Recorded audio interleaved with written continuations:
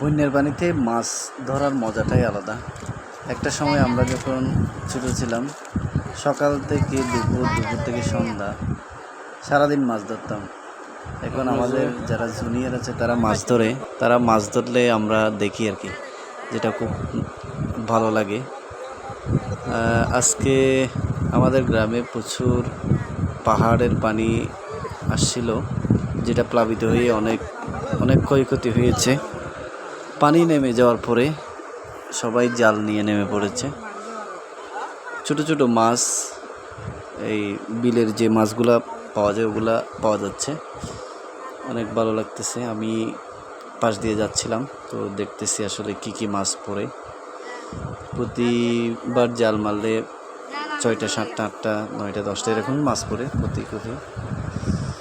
তো দেখতেছি আসলে, দেখেন মাছ ধরার মজাটা আসলে অন্যরকম।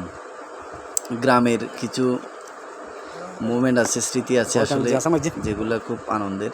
এই যে ছোটো ছোটো বাচ্চারা মাছ পাইলে কী যে খুশি হয়, সেটা আসলে বলার মতো না। It's very interesting.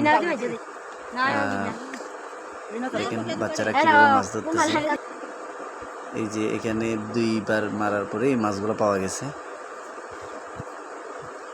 দেখেন সবাই জাল নিয়ে যে যার যার মতো নেমে গেছে।